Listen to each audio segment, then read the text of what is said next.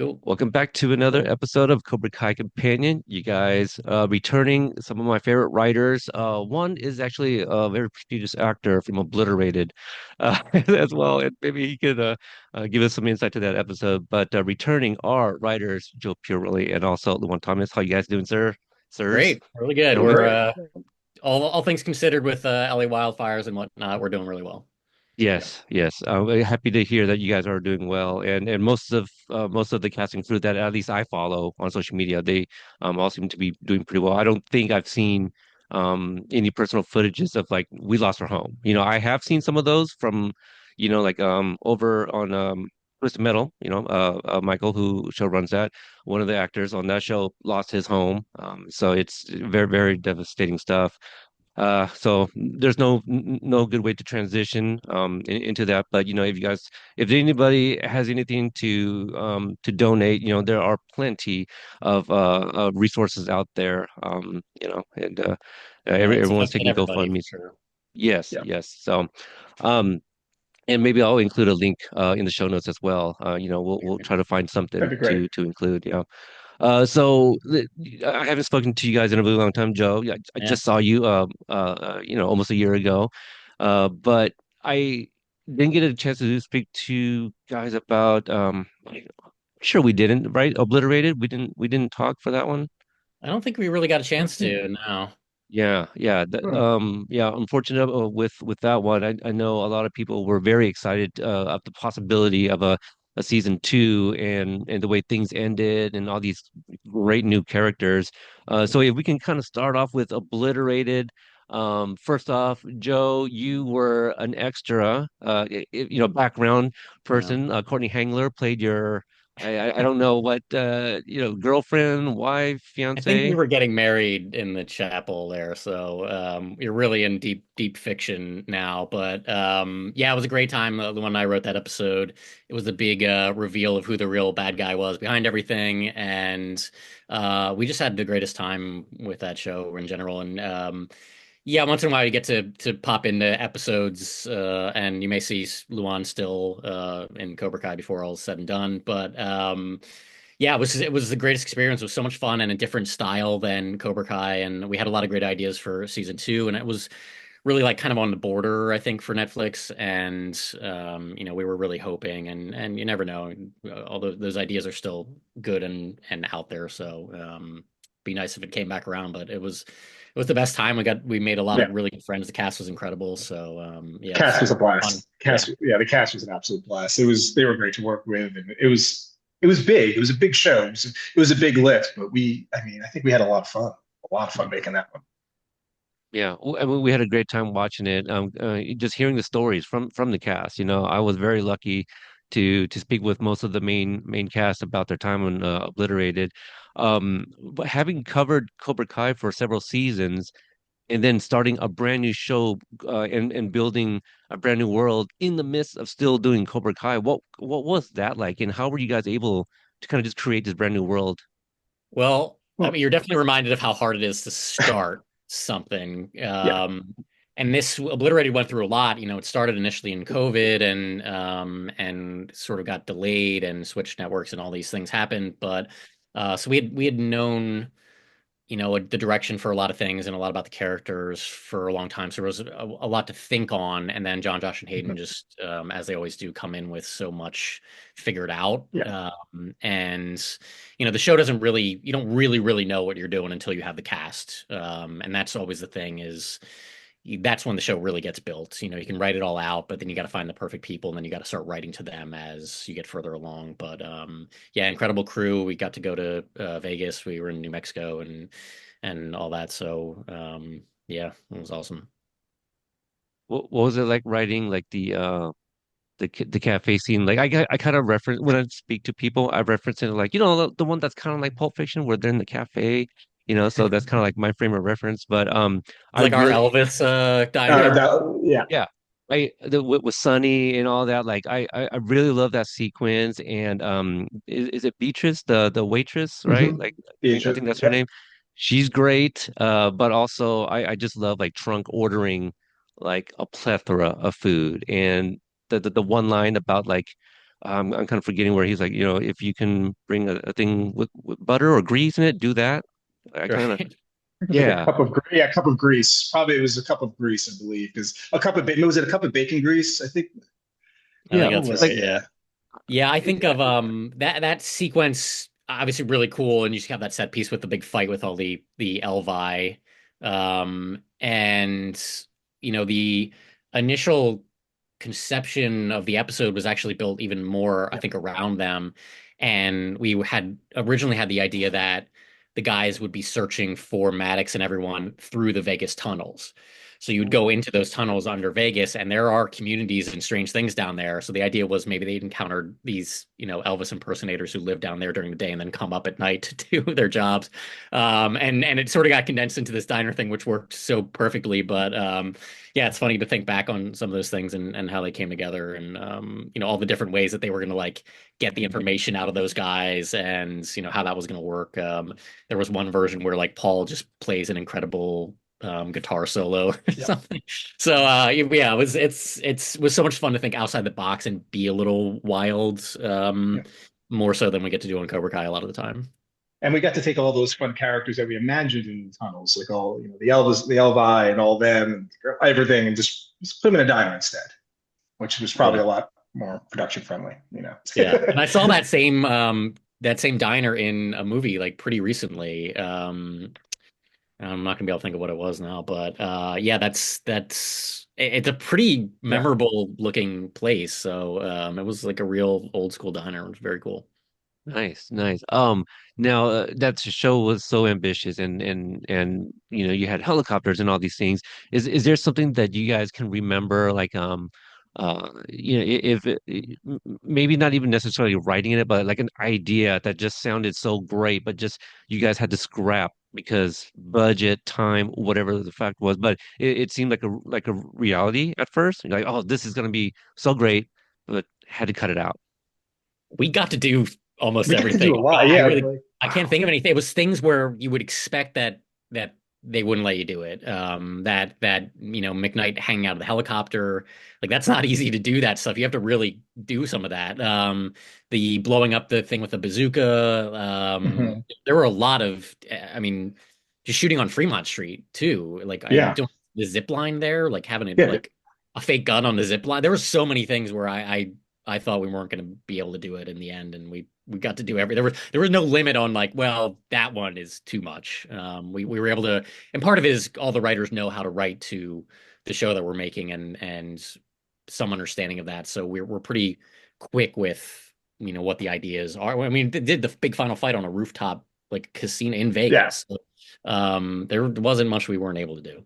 I know. I will say I was surprised about. I was worried about the pit. I'm always worried about pits. Like, how do you film in a pit? How do you do Hmm. this sort of Raiders Indiana Jones sort of thing in a pit? And like, I thought like what we did with that was really fun and really exciting with the scorpion and the lights. That was something I was like, how are we going to do the pit at? How is that going to work? And shooting on a boat, like there were a lot of That things was where fun. it's like Yeah. these are not easy production wise things to accomplish. So It's But been a yeah, the minute, cast but was game. in the pit you also had the chem light dildo, right? Like Mhm. the nice. Yeah. At least it was big enough to illuminate, what needed to be seen. and we set it up in episode one, so we got it paid off. Yeah, yeah. Thanks to McKnight for that gift. So, Mhm. um, Luan, I remember like one of our early interviews, probably the first time I spoke with you guys. I feel you mentioned something like, you wanted to write like gangster movies, or at the very least, like it was like some sort of influence, or that was like kind of your genre. Yeah. Mole is still like one of my favorite episodes of Cobra Kai. And I remember watching that for the first time. I was like, there's his gangster movie right there. Like I felt the tension in not only the Mexico storyline, but also all the stuff with Chozen and Silver. But if we can start off with Mole, but the beginning of that episode, you guys got to bring back a young Sato and Chozen. Um, Yes. what do you guys remember about the discussion in the writers' room about that sequence? I think the young. I think for us, it was finding the young Sato. I think at first, right? That was probably that's the first hill to sort of climb. Is right, finding that person. That's so key. That's such a key to because the audience has to buy in. Because in our heads, we know it, we're seeing it, we're talking about it, and we know we're pretty clear on what it's going to be. But for the audience to buy in, that's something we really have to nail. I thought so we got the right, the right person. Yeah, I remember on the day everyone being so excited if like he Yeah. kind of had the voice, like he was shouting, you Hmm. could hear Aiden like enjoying it, and so all that fun. I think in terms of the conception of the idea, you know, it's an area we wanted to explore that, we knew that there was things in Chosen's backstory that are not filled in entirely, and getting a chance to see Sato.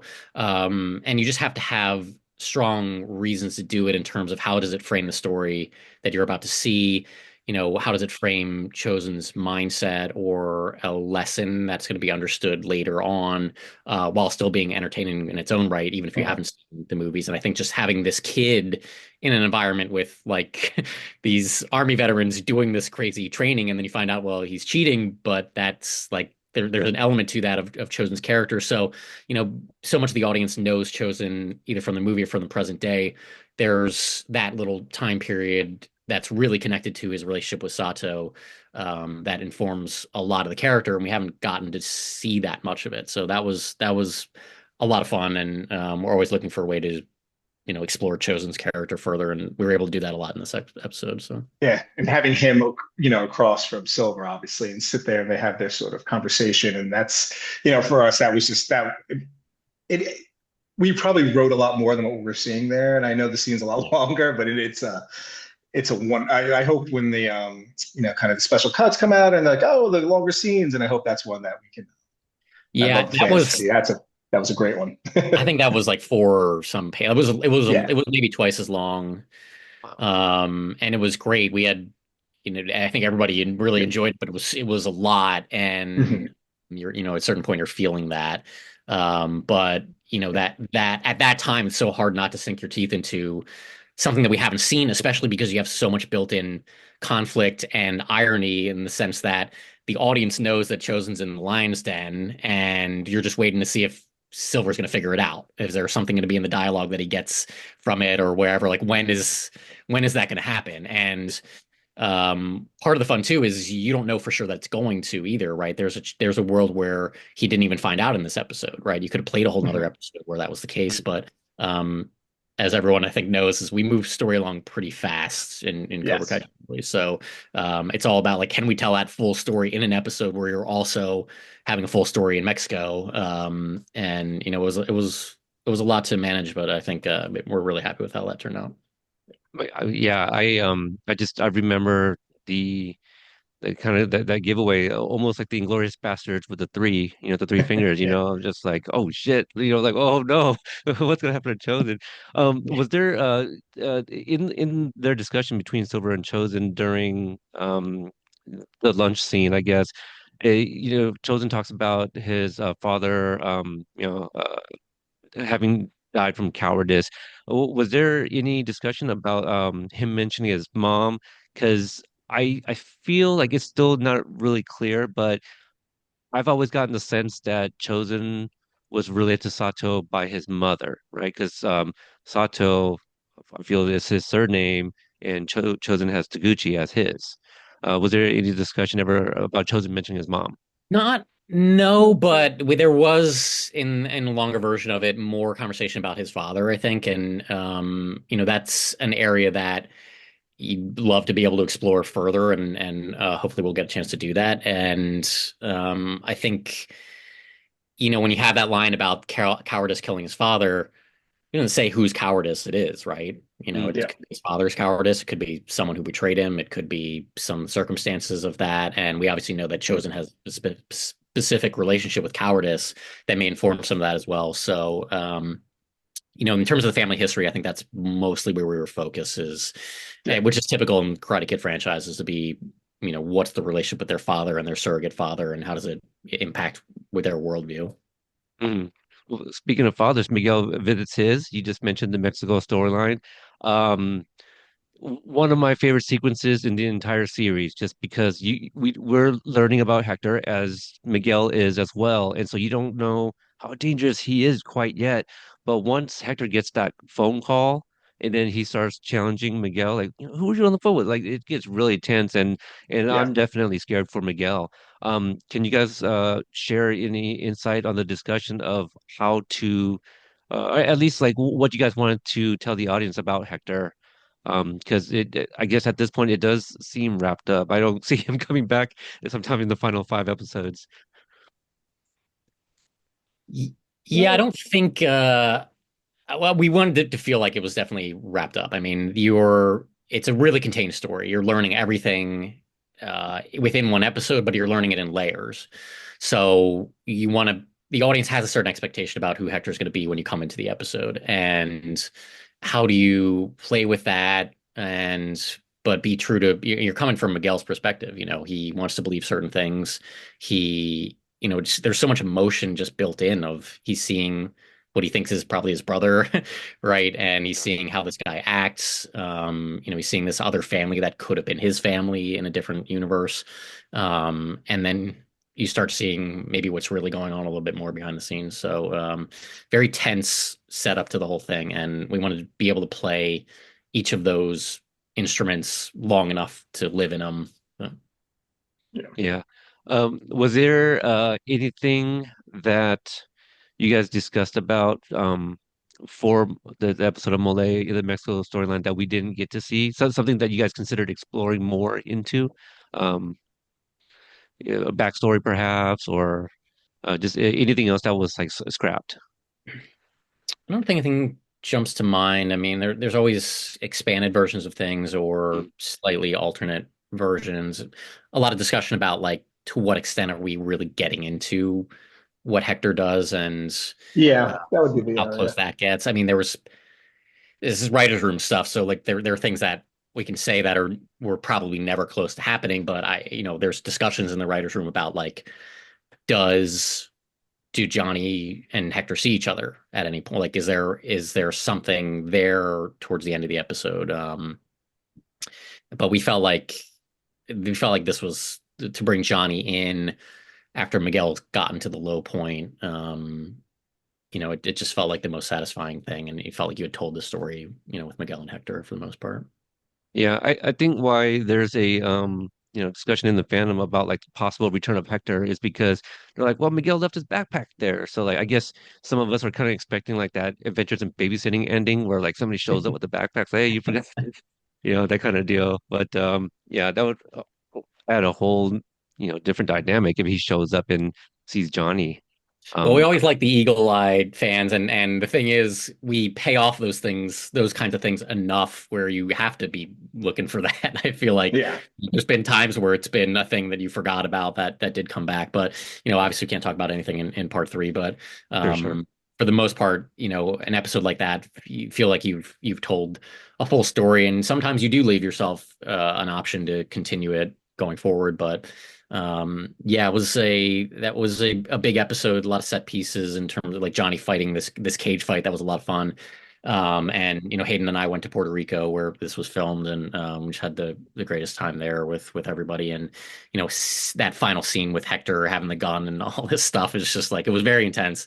You felt it when we were there. So yeah, that was very cool.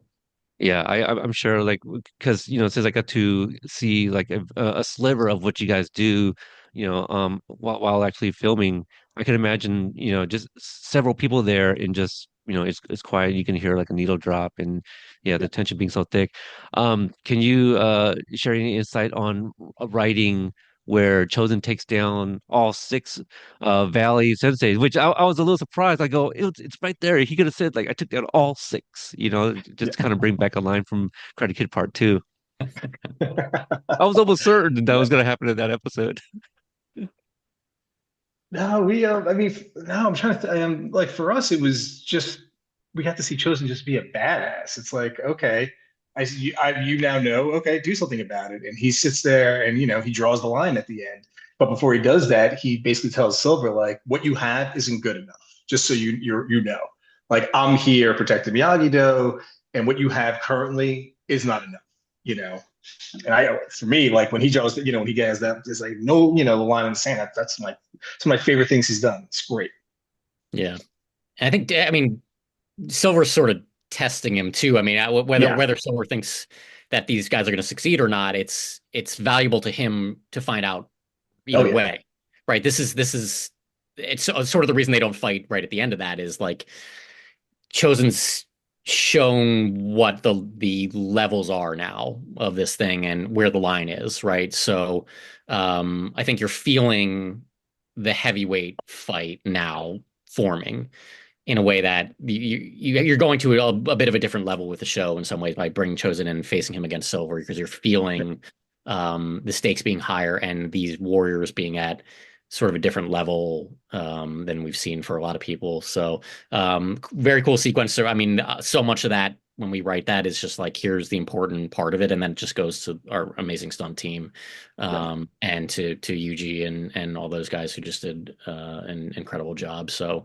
pretty easy for us to write that. He takes them out in the most badass fashion and gives Silver the stare down and throws down the gauntlet. But that has to come to life through physical production and Yeah. through stunts. Yeah, I love the setup of it. I think Silver kind of underestimates Chosen in this moment. And Yeah. so was the idea of the maybe kind of like one sensei try to take him down at a time was to kind of like a slow torture as opposed to like, just get it all done with these six guys.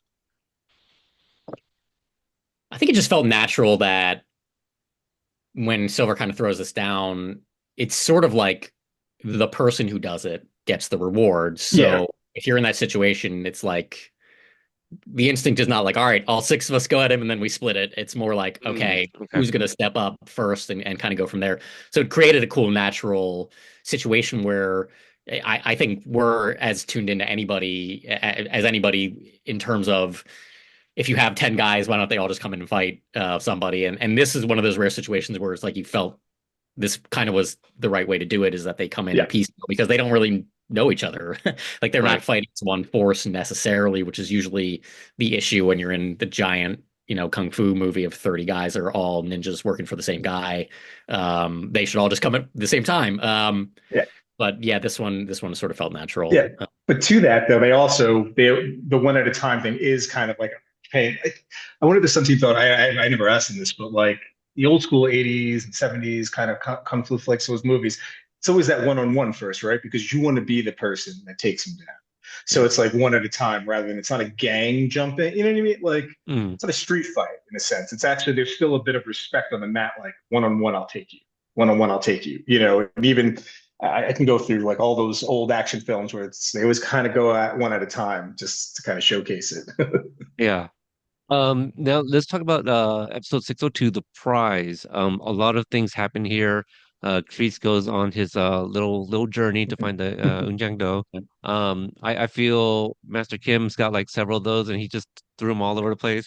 If you could share, because the reason I want to talk about this one in particular because like it seems so it has sentimental values to him. At least that's the way I felt. We see Kreese with it himself in episode 6.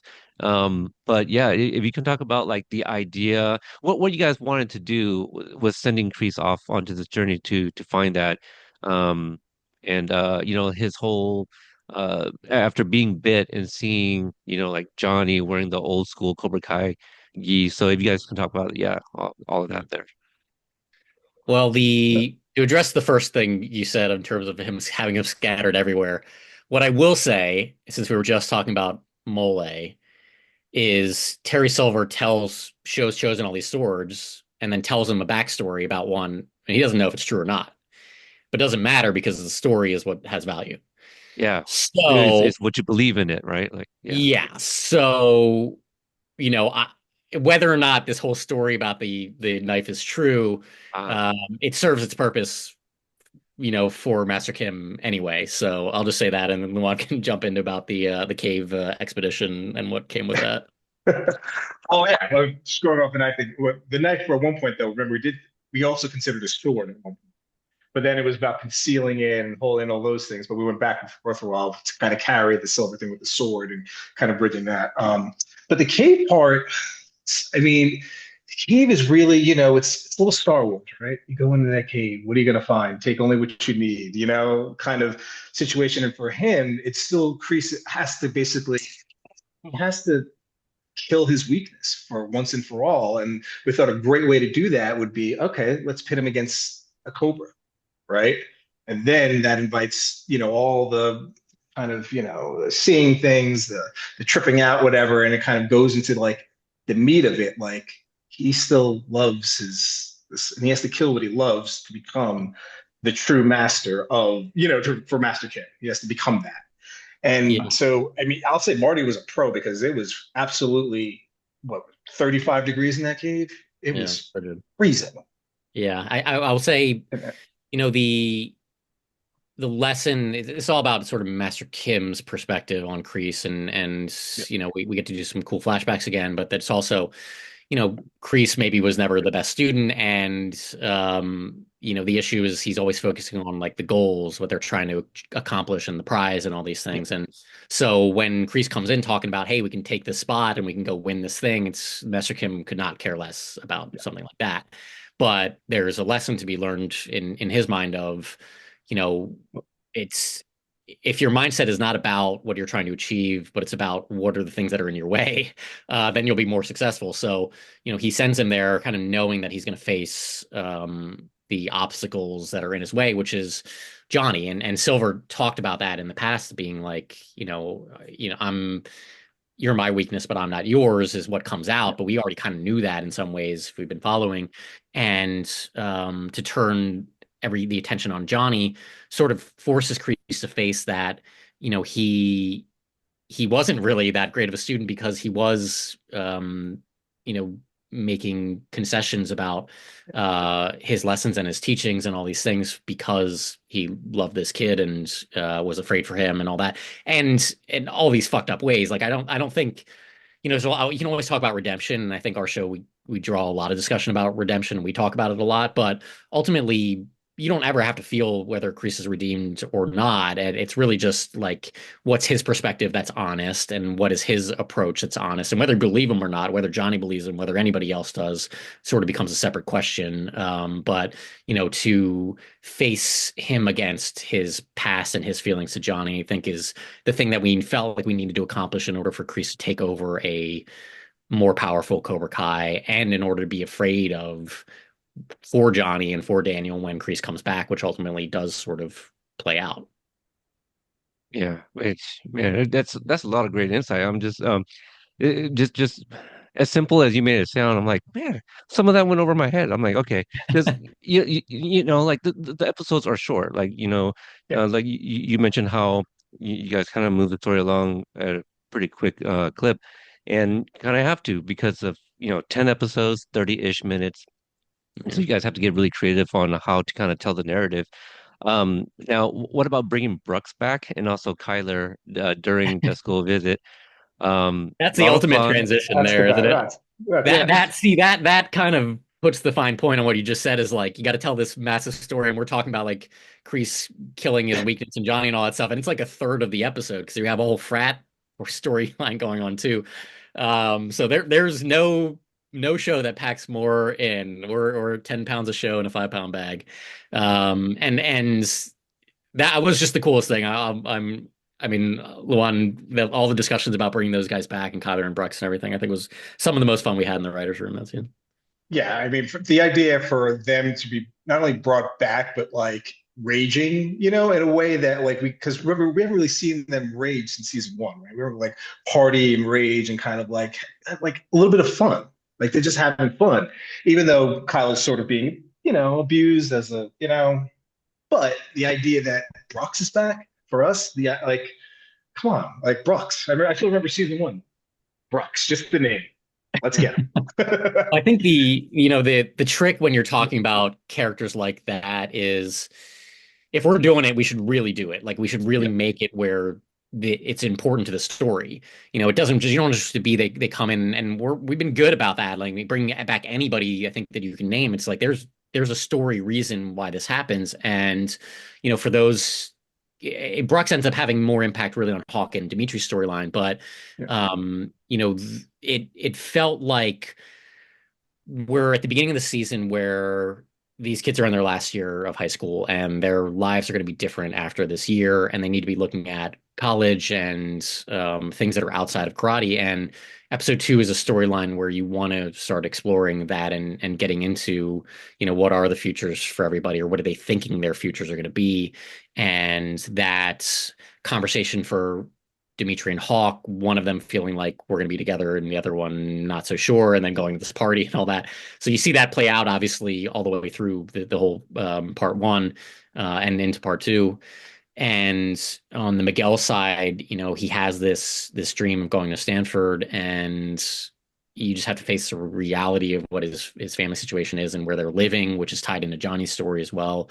So a lot to sort of examine there. And then I think what was cool to us is that Kyler actually, throughout the episode is just saying things that are kind of nonsense, and he's like, this school goes to me, you know what I'm saying? Yeah, And just these it's one of things my like favorite that where lines. you're like, I don't know what you're saying because what you're saying doesn't make sense. And at the end, he's like, you got to follow the dream, you know what I'm saying? And Yeah. Miguel's like, that actually I do know that for the first time you said something that made sense.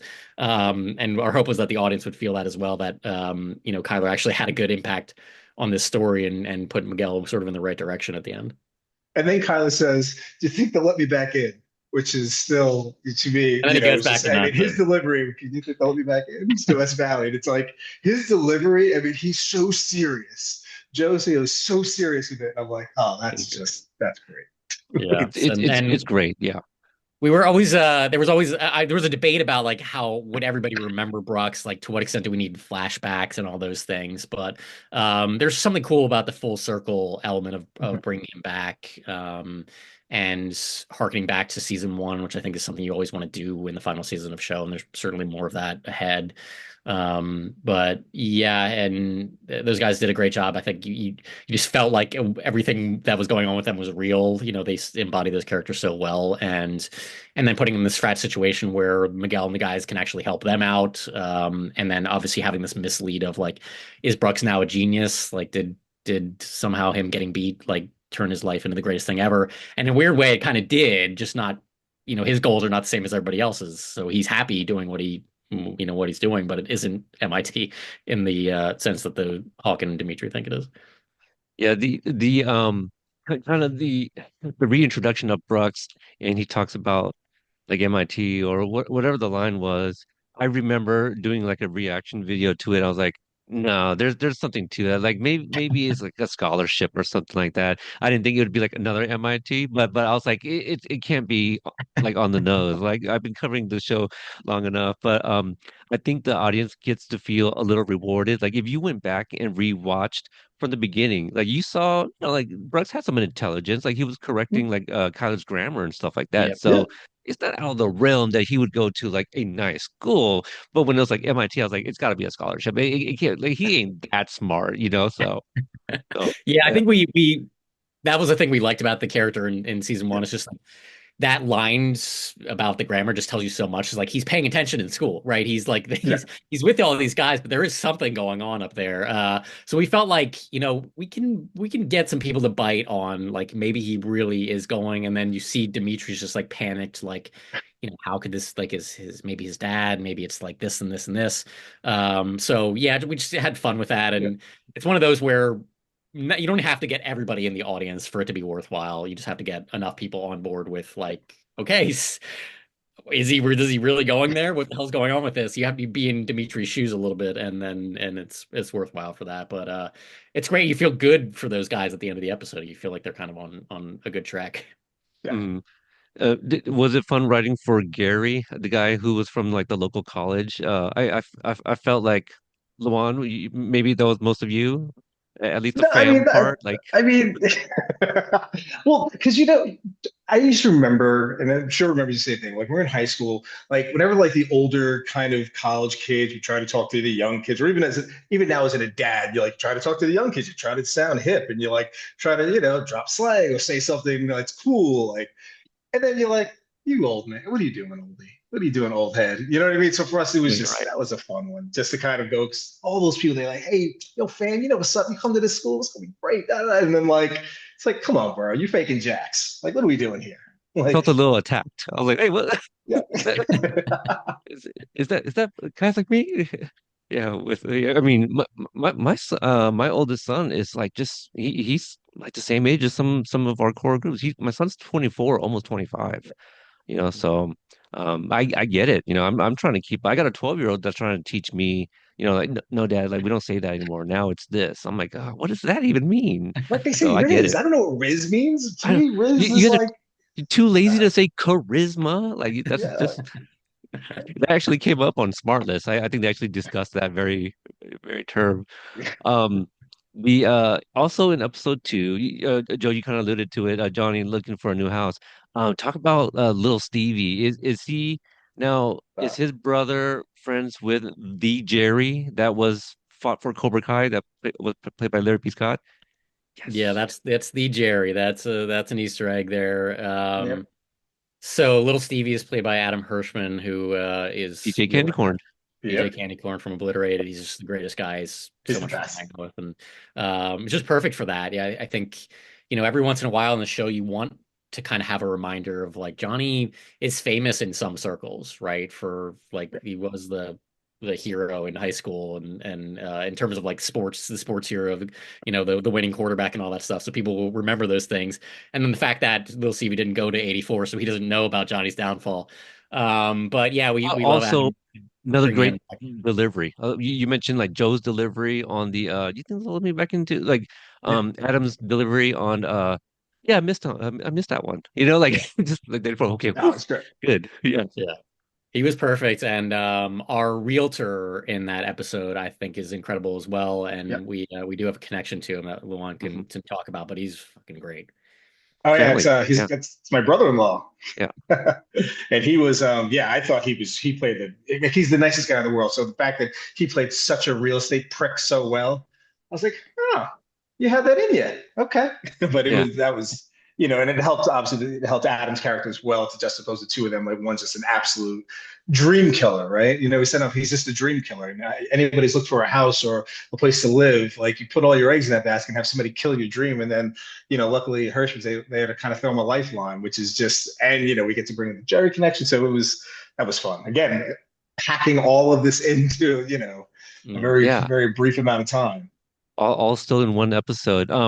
Now I did discover that tidbit of him being your brother-in-law. Um, how much of the dialogue was already there prior to his casting? I feel like after him casting, there's a chance to kind of go back, like, let me just throw in some more Burns. I think it was the same. I don't think we really Okay. added that much, to be honest It with was you. mostly there. Yeah, Yeah. and I mean he auditioned. Like this is not a Yeah. hey He let's didn't get this it. is Right. not Yeah. hey put Joe and Luan in the background and slick their hair back thing. It's like he's an incredible actor and He was beat out a good. lot of people who play assholes very well. Yeah. And just nailed it and I think that's been something you've seen throughout the show is all these guys that come in for a day and do their part. And a lot of this comes from John, Josh, and Hayden to make sure we get the right person, because Yeah. it makes a difference. If you have somebody come in, even if they have a small part, and it matters that they can really do it and embody that character. And it's not an easy thing to do to come in for a day and do something like that. But I think that was a really fun sequence for everybody, and that storyline in general, a lot of fun, and sort of pushing Johnny towards having a more adult outlook when things start going wrong with the house, knowing the baby's coming and, what his job situation is with the gig economy and all that. So him sort of having to face some of those things is something that you just had to play out over the course of this season because you're getting towards the end. Mhm. Was there any talks about maybe somebody from the crew possibly playing bass, as some of the others have in the past, like an Emily Abbott who was in a deleted scene in season 5, something like that.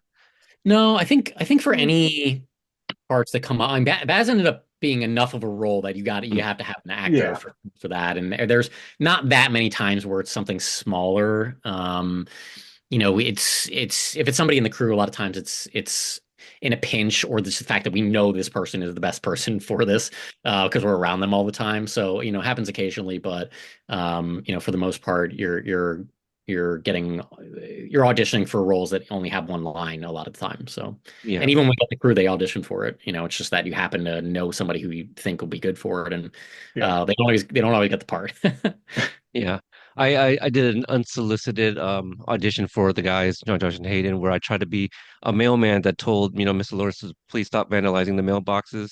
Didn't go anywhere, but I tried. I shot my shot, right? Like you miss 100% of your shots you don't take, right? We learned that. You have to try. So yeah, It's not easy to just jump on camera and to like move when they say like it is not an easy thing. I do not wish it upon any. Yeah, It's I no, I know. stressful. The first time I got to visit, it wasn't filming. It was actually before you guys started production on season three, and I was inside Miyagi-Do, standing in front of rule number one and two. Hmm. And at one point, I don't think this. Yeah, I think this is a footage, like a clip that I actually lost. But Hayden filmed me. I was supposed to do like the strike first, strike hard. Oh no, I did do it. Okay, yeah, yeah. It's when I was trying to pretend to be Nate and strike first, strike hard, no mercy, sir. And so I think I did like three or four different takes. I kept on like forgetting the third one or like, and then like Hayden was like Peter with conviction, and it was like then like hindsight I'm like, oh, he speaks in quotes. And so like yeah, I froze up even for like Hayden with my phone. So I totally get it. Um. Let's see. I think we spoke most on episode two here. In episode six, the one I got to see a little bit of the kicking scene, and Joe, you were there to greet me for that. I won't get into the specific detail of something I overheard, but I did hear something. Some the prop master, forgetting his name. Um, This last season, Eric. Yes, Eric? Eric. Okay. So he came to you and said, "Hey, he wanted to ask you like what color should this thing be?" And I remember that. So, uh I guess I'm bringing this up because I thought that specific detail to me would have been so insignificant. I'm like, really? Like he needed to ask like, "Oh, what color should this one particular thing be?" But why would something like that matter if it's an item that would be insignificant to us? Well, the thing is, you don't always know what's going to be significant or not, especially, if you're just reading the script, you're not in the writer's room. You don't know if something's going to come back. You don't know if something can't be a certain color because we're going for something else with a different thing. So we always want to be asked everything, and there's no detail too small. So you were probably around me for 5, 10 minutes of that whole time, and you know.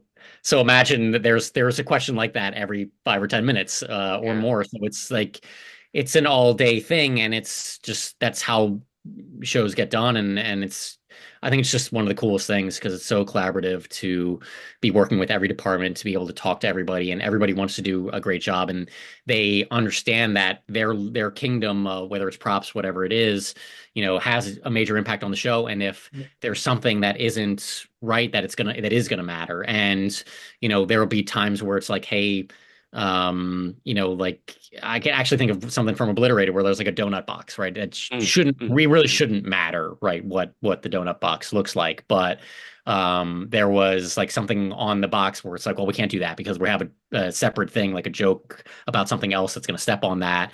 And so, we do these prep meetings in advance, where we talk through almost all that stuff, but there's always another detail, and on the day you may see something where it's like, well, it's not, that particular thing's not going to work, or yeah. be great if we did it this way. But then the added thing is, those everybody from every department is empowered to come up Yep. with an idea within the department or for a prop or something like this. So there's been countless times where it's like, hey, you guys wanted this thing for this, but let me just throw this out there. What if it was done this way, right? Yeah. So it's simple things where it's like the Cobra head on the carafe, right, in Silver's, in Mole, where he's got like those details are so cool, and they're not always in the script. So that comes from a lot of people caring a lot about their jobs.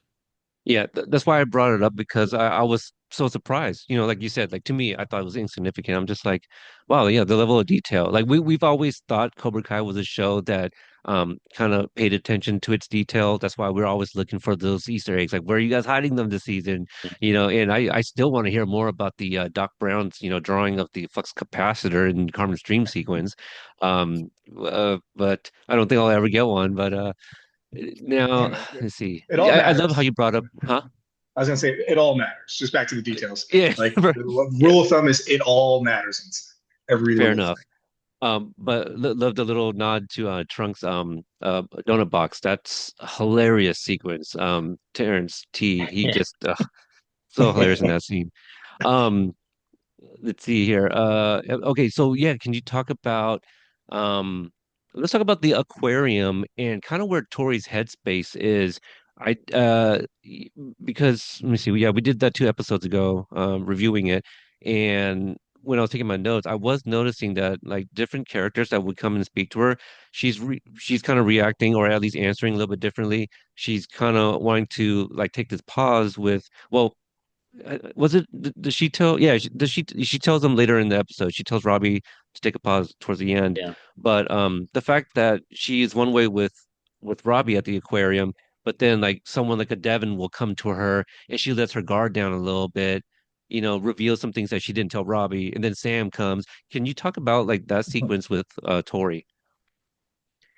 Yeah, Yep. this is a big Tory episode. There's a lot of different angles with her, and she kind of says to Devin in there, it's like, and now I'm not so sure that I made the right choice, and that comes off of the Robbie conversation that you're talking about, right? So it's, to Robbie, she sort of has to, she's still in a place where she has to justify her thinking and why she didn't go to him, knowing that he would talk her out of this. But her believing that this is the best thing for her, and she had enough reason to, right? It's some of it is what Kreese puts in her head, and some of it is just, hey, there's one captain spot on this side, and and all the turmoil of her mom dying. So she has to make a tough choice, and this is a conversation that she has pretty frankly with Sam.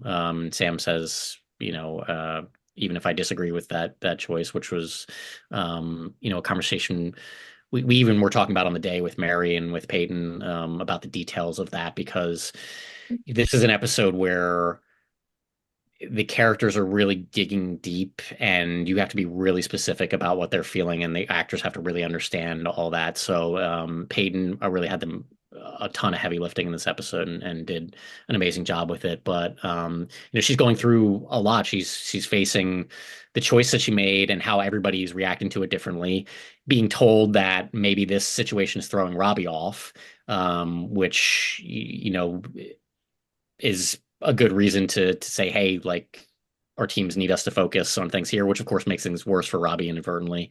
So she's managing all that, and at the same time, kind of being told from Kreese and everyone, like, you got to get on board with this team. Like, you help each other. Otherwise, it's not going to work. So, if you want to get on board and be a leader, then you got to show it. So, that all pays off well at the end, but she's going through so much, Oh yeah. interpersonal drama at the same time. So Yeah, and stuff with her mom, obviously, she still has to that's, kind of the thing that's weighing all those decisions down and everything and driving. Like she's still not really able to mourn, right? She's not even able to really process. So she's throwing herself into this karate, you know, Sakai Sekai to kind of help keep that at bay. And for the aquarium, it's funny. We've been trying to shoot at the aquarium, Joe. I mean, how many seasons now? We were yeah, lucky, it's such a like great location. it's a great location, and but we for seasons we've been trying to get to the aquarium. For we were gonna have sleepovers before. We are gonna have a fight there. Well, let's throughout the years. So it was they really dressed it really nice, and Yeah, I think and it's there's a trickiness too of, this is our first episode in Barcelona, and we're not in Barcelona. Like, we're shooting in Atlanta, so that creates limits in terms of, what do we want to do. How the thought was always that you'd follow the storyline of the kids on this first day in Barcelona, and you'd follow the senseis on the first day, and put them into the situations with these rivals and with new rivals. And a lot of ground to cover when you're introducing new characters and all those things as well. But the idea behind the aquarium sort of made sense to us, that you would have this kind of mixer thing for each of these sides as they get there, to get to know the other competitors and all that. And the aquarium just has that scope to it. It feels like it could be a big, cool kind of location that you'd find, if you're going somewhere abroad. And so it all made sense for us. And then in terms of like the kicking competition, where it goes from there, like a lot of different discussions about what that would be. We wanted to see our guys have to sort of face off against the new Cobra Kai in some way, with Robbie telling them not to, and then sort of getting sucked into it, and then ultimately getting beat. And there was a lot of discussion about like, well, do they cheat? Do they do something that kind of gives them an edge? And ultimately, we landed on it Yeah. being just like, just Robbie, they just beat him. Yeah. He just kicks higher than he does. So, there's a lot of different ways to tell that kind of story, but it was just a cool thing to feel that like Team USA being the underdogs in that situation as well, while you're also building up the new Cobra Kai. And in doing all that, we also had to hide the ball with, our new characters. So we wanted to get them where you're seeing them before the end of the episode, but you're feeling like, oh, that's just a girl that likes Robbie, and that's just a guy who can't smile. But they're memorable enough where it's like you see him at the end of the episode, and it's like, oh shit, and that on top of Sensei Wolf being the reveal. So, Yeah. a lot of things we had to balance within those storylines. Yeah. Of course, the Kreese face off and everything. The captain's photo, because we get a close up on Patrick Lewis, who plays Axel. Was it was Axel checking out Sam? He seems to be looking in that direction, but we don't couldn't really tell. I don't know if we were thinking of that. I mean, it's that's one of those things Mm. where you're just not going to register that, as an audience member until much later. So I think in our mind, what are the things that are going to help you remember these characters that you aren't supposed to really care about, but at the same time is not going to feel like, hey, we're telling you this person's going to be important. And the Yeah. trick to doing that is making the audience believe in the mislead, right? You're believing that I'm seeing this guy because it's funny that he can't smile. Like that's Right. what the purpose of that is to get a good joke. And I'm meeting this girl not because she's important, but because she's shining a light on what Tori's thinking in that moment. So use Yeah. the audience for believing like that's the reason I'm seeing these characters, not because they're going to matter in a major way later. So that kind of mislead is we take a lot of pride, especially in our scripts, of like getting those things right and making the audience believe a certain thing. And in order to do that, you have to make it viable that the thing you're lying about is true.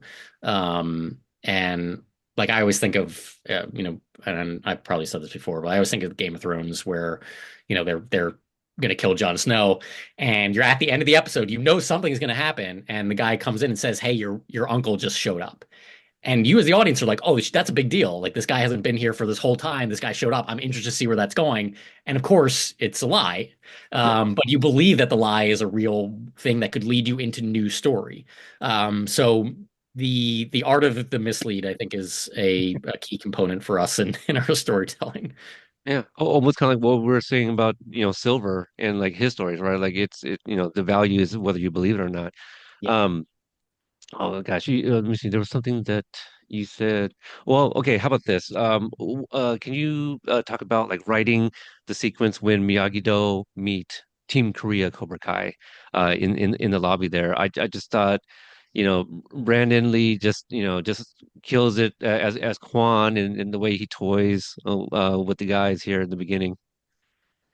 Yeah, he's a revelation. I mean, he's just the greatest. I think the scene is just like, how do you efficiently sort of set this little rivalry up, right? Like, and it's can be as simple as, we know our team's in a bad headspace, so if they come in and stir the pot, it's just going to be pretty Yeah. easy to get everybody riled up, especially with the Robbie Tori stuff sort of fresh and hanging over everyone's heads. Yeah. So who farted in the hotel room? Is it intentionally? Is there a discussion like, okay, did you guys decide on who did it? I Everyone is actually don't think we did. they are. Well, all right. Like So I we mean, again, yeah, it could be in part three, and part of that is I uh, don't actually remember for sure that it's yeah, not. I don't remember for sure. But we had I don't written want to like give it away. we had written things that eventually that would Mhm. like be kind of a throwaway thing to reveal that, but ultimately it's sort of not really important. We It's still being leave it up to discussed in the interpretation. fandom. You know, Like we people still want we to. we'll mess with the actors on set, and I being there, I was like, listen, I told Gianni like, he's doing this line of like, it wasn't me. And he was kind of like, first time he said it, he was like, it wasn't me, kind of like where it sort of was. And I was like, dude, it wasn't you. Like, really sell that it was not you. And he's like, it really wasn't. He's like, it wasn't you. And whether it was or not, it doesn't matter because you want him to say that, no, seriously, was not me. And uh, we kind of like that the theories can still be out there about who it was. Yeah, I think I don't know if there's a popular one, but the one that I do like when I talk to people or when I hear like on a podcast, people talk about like how Miguel like I think he moves before you hear it or I don't know. So people are thinking Yeah. like Miguel and Hawk I think are the two popular ones that I'm seeing on social media. Miguel seems really quiet. That's all I'm going to say. He does. He He doesn't does. seem to get into that argument. Yeah. They're all Um reason. You can look at all the reactions and feel like it's a giveaway. So, could be any of them. when I spoke with Brandon, he mentioned uh I don't know if he said this was filmed, but he said there was a sequence where Kwan walks by Dimitri who's holding like a flyer and then like he just slaps it out of his hand. Do you remember where that would have been Yeah, that placed? was in the aquarium.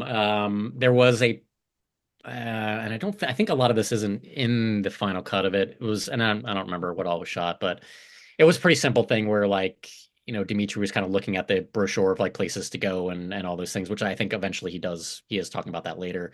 And he's kind of in the mindset of like, I'm just gonna have a good time here and all that. And he's like looking at a girl, whatever, and Quan comes and smacks it out of his hand just as sort of like a reminder, even to him, that he's like, it's the same Cobra Kai. So it's in that sort of sequence where it's you're kind of feeling that stuff anyway. So it was sort of an extra thing that we ultimately wasn't really needed, but Yeah. there were a lot of fun details like that with Brandon, really playing up the Quan character.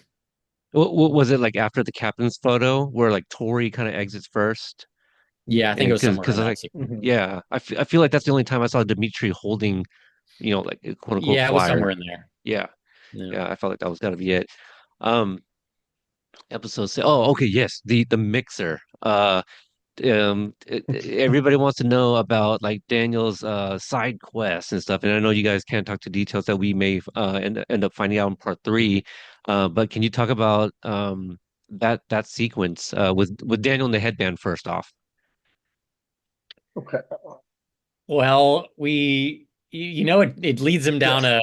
a dark path with full of dogs and all kinds of madness. But yeah, I mean, think he's hopeful like that there's some answers there. And I know you talked about this a little bit with Ashley and Emily, in terms of like leaving the note and all that stuff. And Mm.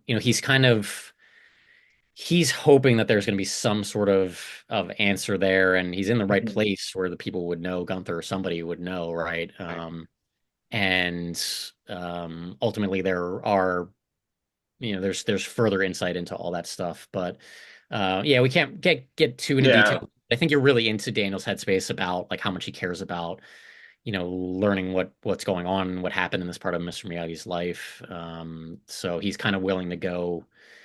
As the memes say, the headband takes him to places he wouldn't even go with a gun. Yeah. But also, for Daniel, he at this point, this is his first or second kind of thing. Like, oh my God, this can give you more insight into the knowledge into this person who I love and care about so much about. And this is you know what I mean? Like, it's like this is a whole new track for him. So he's all in. So he's gonna throw caution to the wind, which is very un-Daniel-like and be completely unbalanced and going for this, Yeah, which and I, Yeah. I is think that's how he something ends up in a dog cage. Yeah. I think that's something to keep an eye on, even going into part three too. Of how is Daniel affected by all this stuff that's happened with Miyagi, and how's he going to be affected by what's going on at the end of 10 with Quan and with how the Mm. everything stops. So that's sort of a big question that's leading in, and part of why we don't want to shine too much more light on it is like that ends up all being Yeah. major stuff for Daniel going into the final five episodes.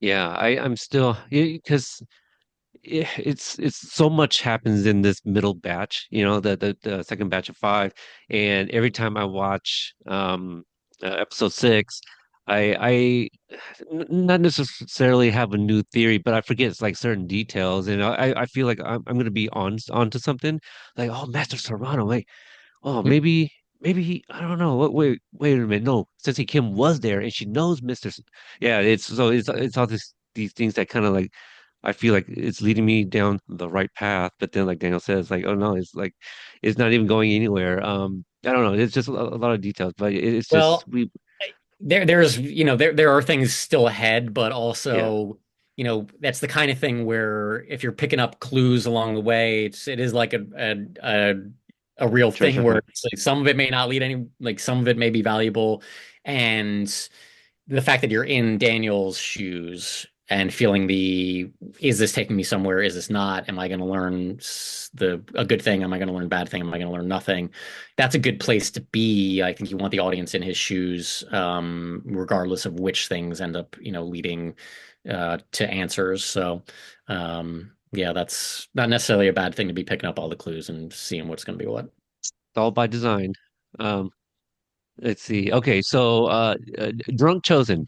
I'm a little upset at my guy for not telling Daniel where he was going. Yeah, just ups and goes.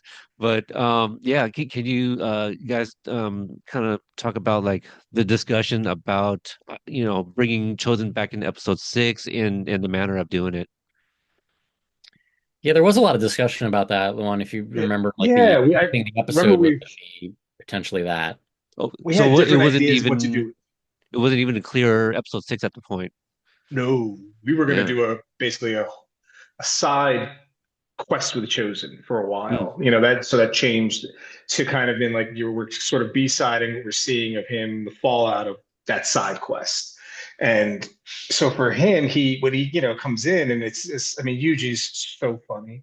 He is just I mean like some of my favorites like one of my favorite sequences was in season 5 of him dancing in the club, and then now another favorite sequence of his is now this of him going absolutely nuts over the orchid and flower. So he flew off the handle. He just literally flew off the handle with a handle of Long Island iced teas.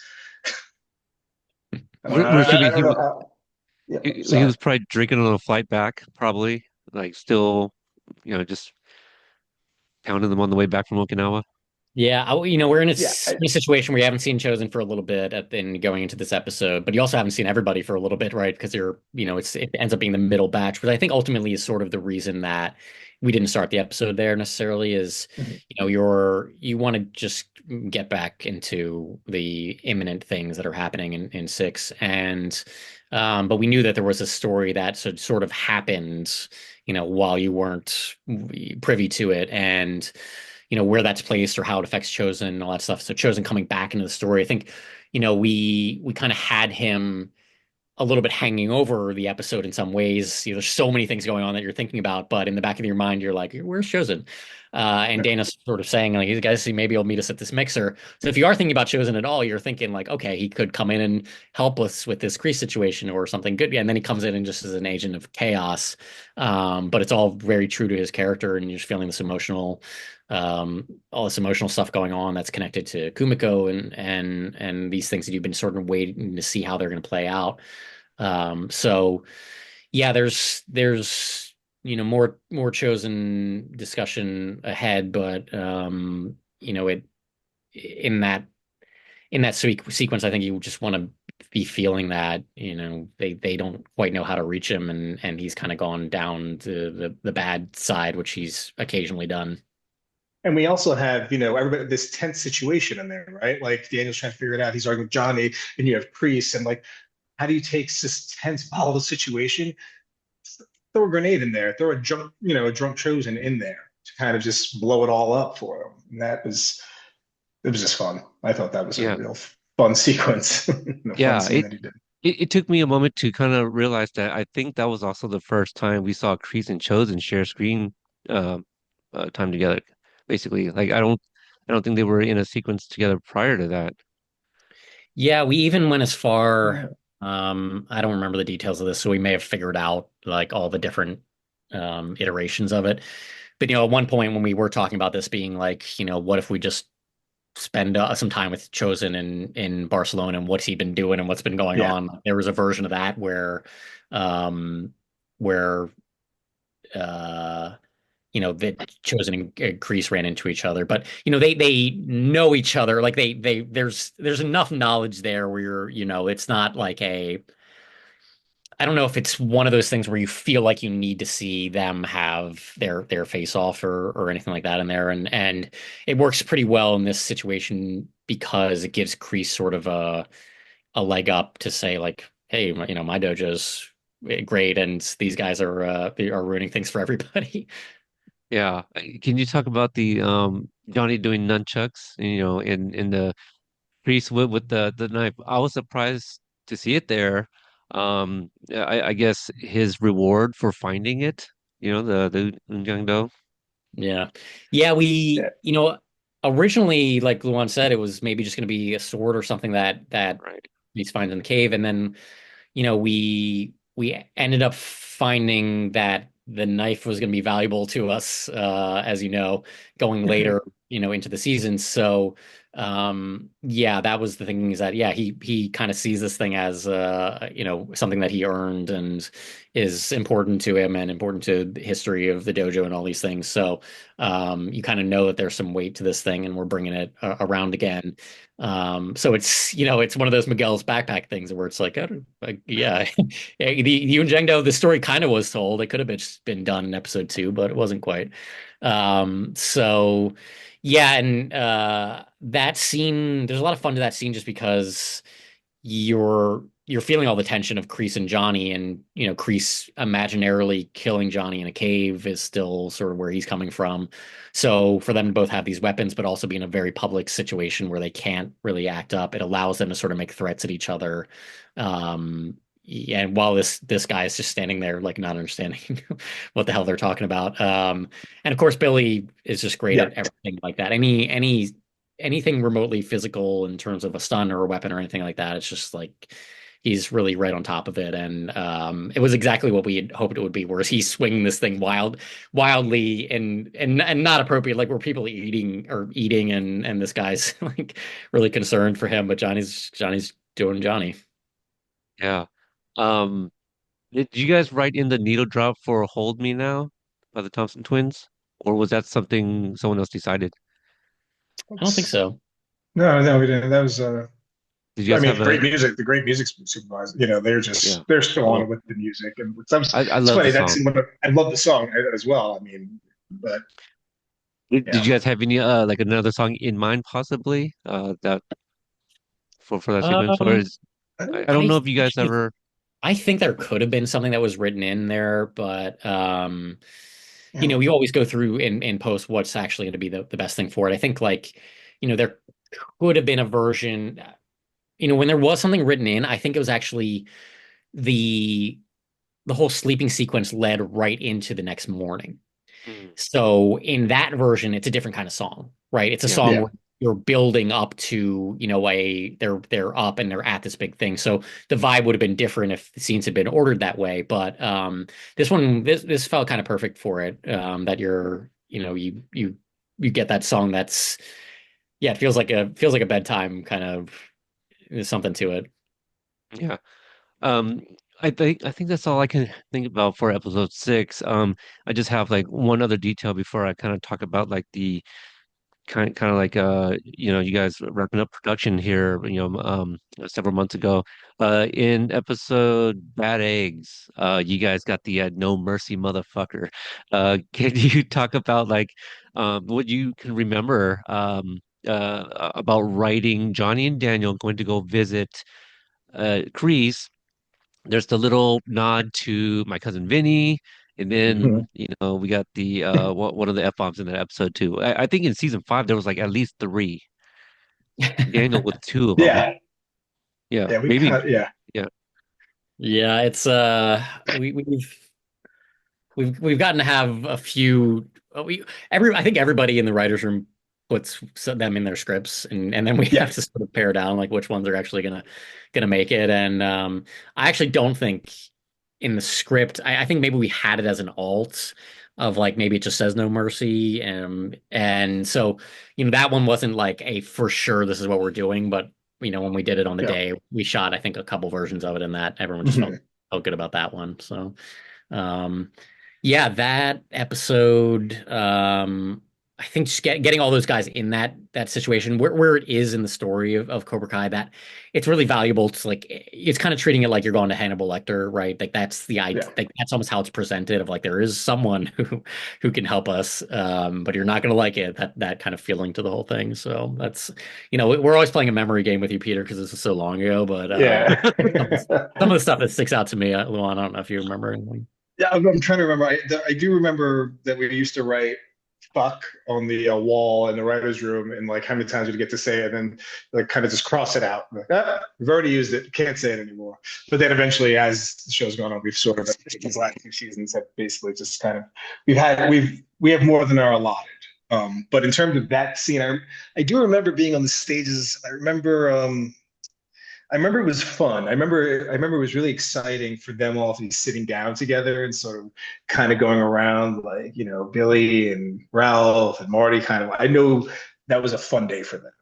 Like that was a fun day for us too, but that was hard to And like I the said, it's hard to remember. Yeah, and the um the sequence that the episode is really named after more specifically is like Chosen with the protecting the eggs and all that stuff, Mhm. which has managed to make it all the way to the end of the show, really, where they're using to protect the egg in the Sekai Taikai.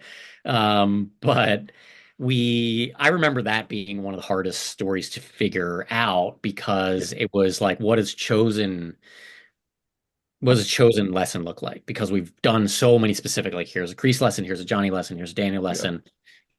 What's the thing about chosen, and what's he going to Yeah. do that's going to be kind of dangerous, but have the sort of Miyagi-Do lesson and all that. So it was not an easy one to figure out. We had a No. hundred different versions of like what the training could be that day, and ultimately, I think I just pitched based on a South Park episode where there's a South Park where the kids are all tasked with taking care of an egg.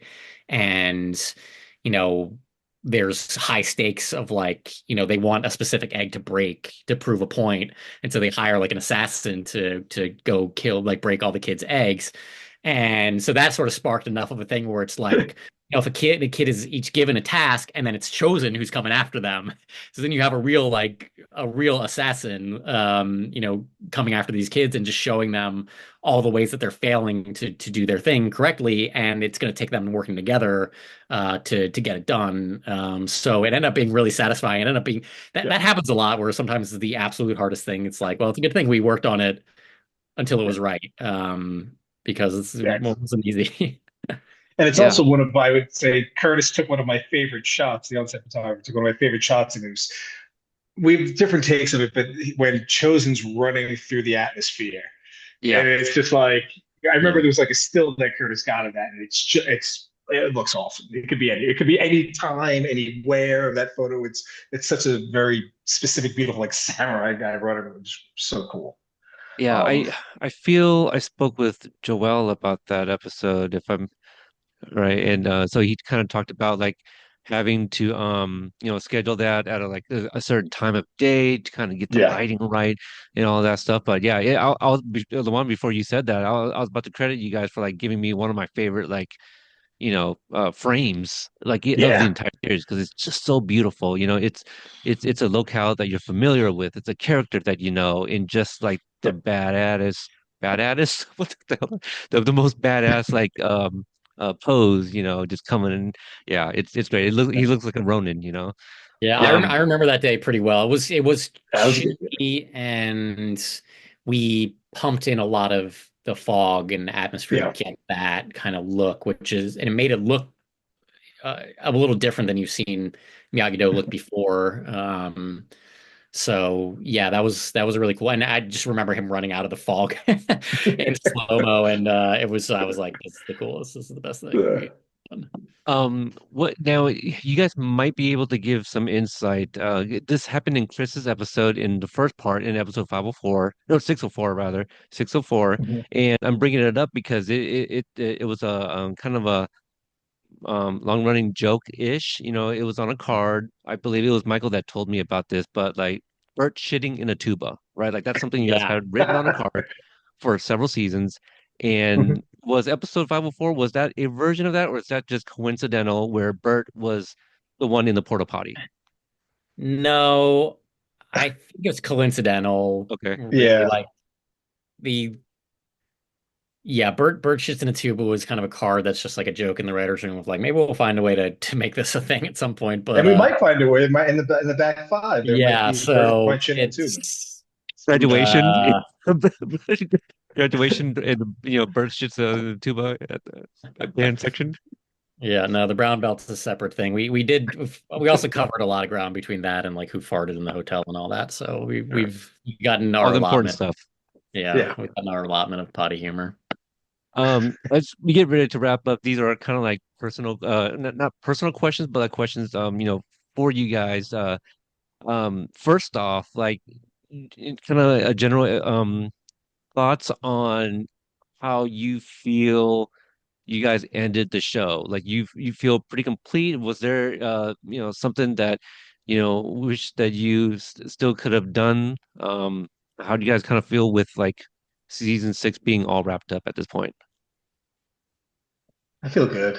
Yeah. I feel like, I think there's always certain things that you wish possibly could have added in here or there throughout the seasons, but we really got to do like really, we got to live out our dream. We got to like do 99.9%, I think, of what we really that we set out to do. And, I feel really happy. I feel really happy with what we Yeah, did. I can't, there's nothing that sticks out in my mind of Yeah. like regret that I made. There's always things, but no, I think we achieved everything we wanted and more with the show. And the last five episodes, I think, are uh, the five best in a row. Yeah. Yeah. Yeah, it's really it's going to be really really satisfying for the fans. I mean, there's a very it feels like a movie once you get to like 13, 14, 15, and it's Yeah.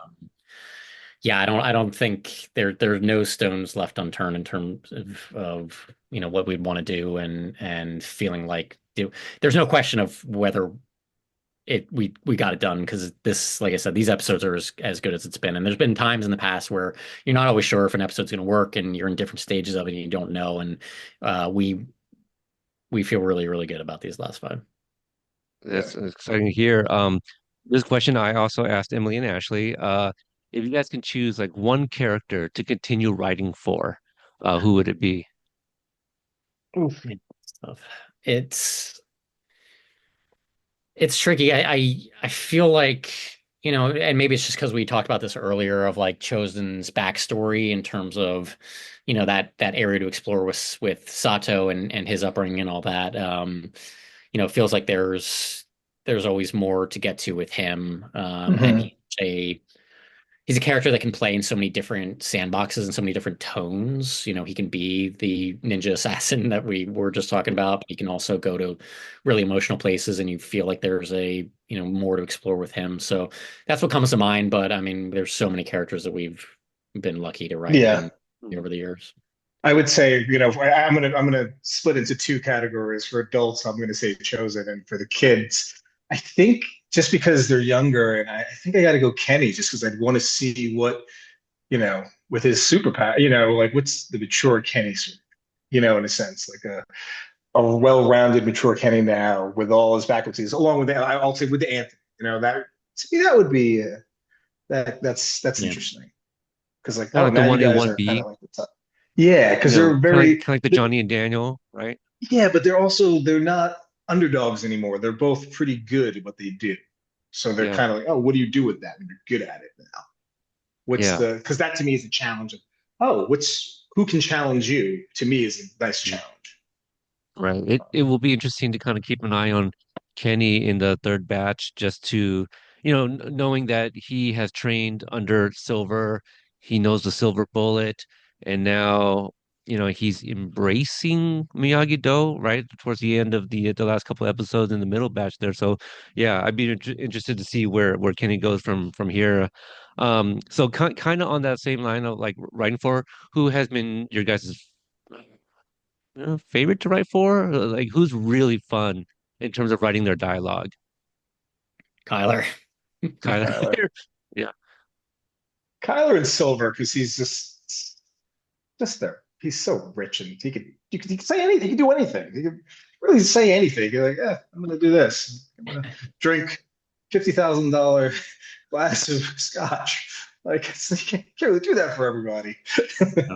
I mean, it's just so many, but Dimitri's always been a Yeah. favorite. Amanda's always so much fun to write for. Oh yeah. Yeah, our Louis and Anushas of the world, like they characters that like there's so many specific voices on the show, and it has just been for us really a masterclass of like we've written every kind of character, and Kreese, we rewrote almost all of the Vietnam stuff with Kreese, so we've gotten to explore a lot of different areas with a lot of different characters, and it's so hard to pick favorites. It really just comes down to the kind of stories you're writing and the tone and getting to write for amazing actors, and we were talking about season one of Obliterated. Season one of Cobra Kai was not easy, to No. write because you don't have the actors yet. You don't know, mm, if you're just writing dialogue for Amanda, you don't know you're writing it for Courtney, and that changes everything. So, mm. that we've been really, really lucky. Yeah, I would say everybody just kills it. We all love the entire cast. Like I'm already it didn't just start, but like for a while now, I've been seeing a lot of people just like, man, if February 13th is coming soon, and like I should be excited, but like that's kind of gonna be the end of the show.